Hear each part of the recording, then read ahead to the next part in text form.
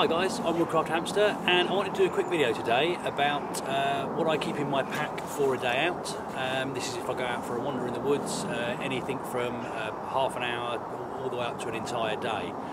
This is my smaller pack, so I don't bring any kind of sleeping tents or sleeping bags or anything like that with me. But what I thought I'd do is I'll take you through this bag sort of piece by piece what I keep in here and show you what it is I keep. So, to start off with, and most importantly for a day like today, I just keep a small sort of sit pad, I suppose you'd class it as. It folds up, it's reasonably waterproof, because I've got a nice suitable tree behind me, and it is quite damp. It just allows me to sit down. It stops a little bit of the chill coming through. It sort of insulates me a little bit when I'm sitting down, which is lovely. And it just means you can be a little bit more comfortable than sort of hunching down on the floor. Now, as far as tools go, you've seen a lot of these hopefully in my other videos before, but I will always bring with me a saw. In this case, this is the Silky Zubat there. I normally bring some form of an axe. This is the Grand's Force mini hatchet, which again I think you've seen before, and I will bring a knife. In this case, it's the Rayon's bushcraft. Now, these are the three main tools that I'll bring with me. What I do also keep is my EDC, my everyday carry kit. Now on here you've got a torch, a fire striker, a Swiss Army knife, and a couple of little waterproof scrub containers that have got some tinder in them.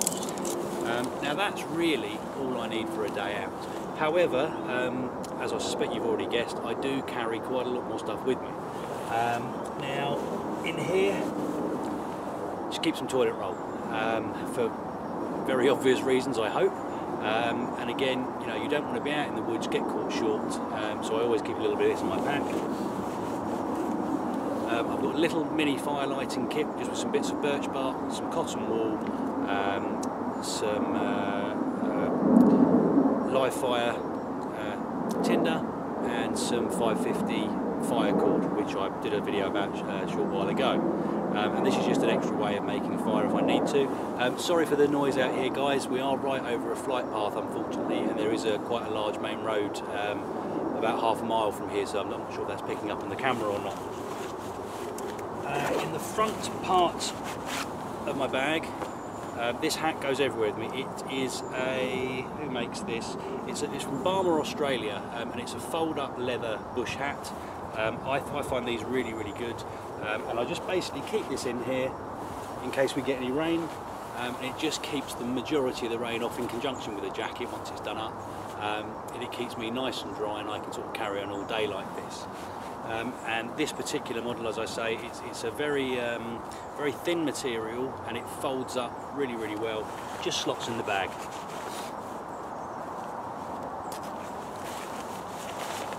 Now, the one thing I do carry is a small tarp. Now, in theory, although I said earlier I don't bring any method to sleep with, if I had to and I was forced to spend the night out, this tarp will completely cover me and my bag. You know, it's from a company called Backpacking Light. It's their solo tarp. It is 275 by 148 centimetres. I think you may have seen this in another one of my videos. I will do one showing this in a bit more detail. And inside this, not only the tarp, but also all of my cordage. I've got some little mini carabiners on there to help me rig things up in different ways. And this is just a good little addition to keep to hand. Quite often, if I come out for a day and halfway through the weather breaks and we get a bit of rain, I can throw that up. I've got a little work area to be under cover with, and I can carry on doing what I'm doing. Now, right at the bottom of the bag, I've got two pairs of gloves. I've got a pair of kind of leather, just general purpose work gloves. These are quite useful if I'm doing a lot of heavy cutting with a saw, especially if it's in wet conditions, that kind of thing. And I've also got a pair of sort of industrial, these are sort of like rubber dip coated. Again, these are really good for kind of heavy duty work, especially in the warmer conditions where you don't want your hands in leather gloves where they're going to get all sweaty. What else do I keep in here? I've got a small titanium plate. This has got a multitude of uses. You can cook on it, you can eat on it, you can convert it into a frying pan, and it's just, you know, for the space and the weight, it's actually just really useful. It just slips into the back section of my pack. I've got some standard 550 paracord, and again, although I've got the cordage for my tarp, this is in case I want to use it for anything else, or, you know, if I lose a couple of bits or whatever, always useful having some cordage in there.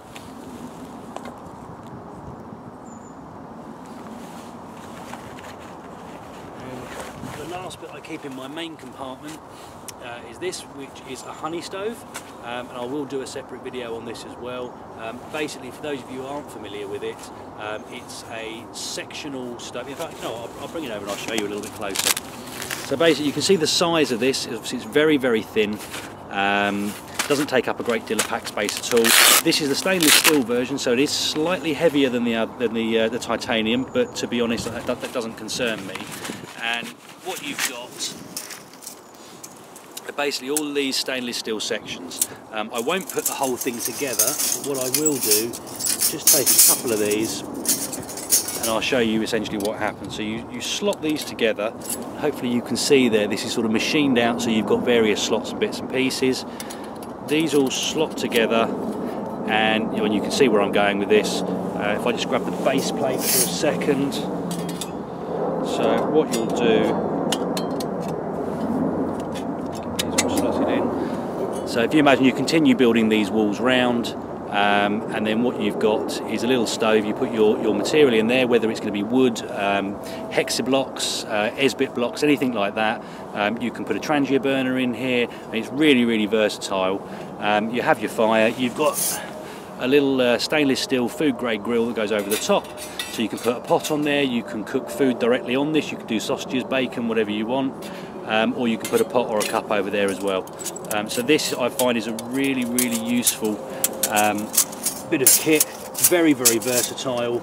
I mean, sometimes, depending on where I'm going, if it's somewhere I'm not allowed to have a proper fire, and I don't want to go through the mess of using things like meths, what I will do is I will put just a standard gas stove head in there with a small gas canister. But for general use, most of the places I go, this is absolutely ideal. And I think that's everything for my main compartment. So moving on to the top lid, what have we got in here? So I've got my mobile phone. Don't leave the house without it, especially if you're going out for the whole day, or even if you're going out for half an hour. It's really useful. I can, you know, if anything happens, I can get hold of the emergency services, and that's not just for me. That's if I come across someone who's maybe injured themselves or something. This is quite a busy woodland here, so generally, you know, there's a lot of people around, which is fine. But some of the other places I go are quite remote, so it's good for me to be able to have a means of getting help for not only myself but for other people as well. What else do I keep in here? This is just a small emergency ration block. I've got a few of these and I keep them in different packs. To be honest, they're something like 550 calories in this small block. It's onion flavoured, and it's basically just a big square, very, very compressed lump, almost like a shortbread consistency. And you know, it's something that takes up very little space, that gives you a bit of an energy boost and some calories if you desperately need it. You know, if you get caught out, you know, maybe like today, you know, it's quite a cold day out. It could start snowing. Now I'm actually due to be here for another sort of 4 or 5 hours. I've actually got a friend coming to pick me up later on.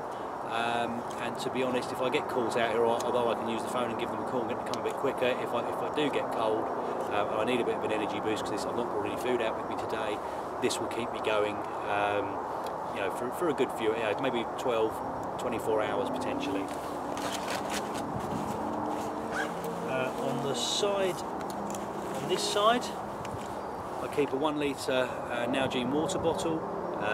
You know, I'd never leave the house coming somewhere like this without water.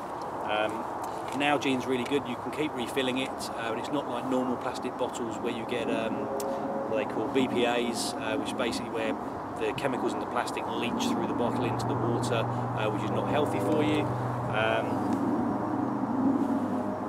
So again, this is what I use. And finally, on the other side, I keep this, which is a titanium pot. So basically, standard titanium mug. You've got the handles just there. Now inside that I keep a few bits and pieces, a little sponge to clean it with, a little bit of food, a couple of packs of coffee with some milk in and that kind of thing. And the benefit of this cup in particular is that if I want to use it to cook, you just pull these little tabs round and you've got a little hanging pot handle there as well.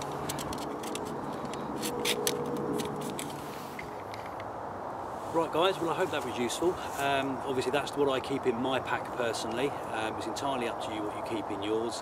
A lot of people will say this is a little bit of overkill, and to be perfectly honest, perhaps they're right. You know, I'm quite happy carrying a pack this size with this amount of equipment and essentially the weight that this amount of equipment creates. I haven't weighed this pack, and perhaps I'll do that when I get back home, and I'll drop a little link in the video there just to say how much it weighs. Now I can wear this with this equipment, plus my camera and the tripod, which obviously you can't see, and you know I can wear that for a good 10-12 hour day whilst walking, you know, a couple of rest stops in between.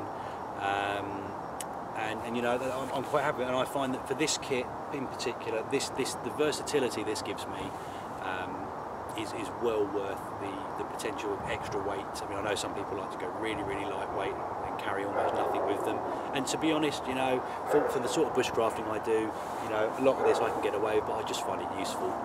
So anyway, I hope that was useful guys, and maybe gave you some ideas. Comments and questions in the boxes below. Please do feel free to subscribe if you want to see more of this, and I hope to see you next time. Cheers guys.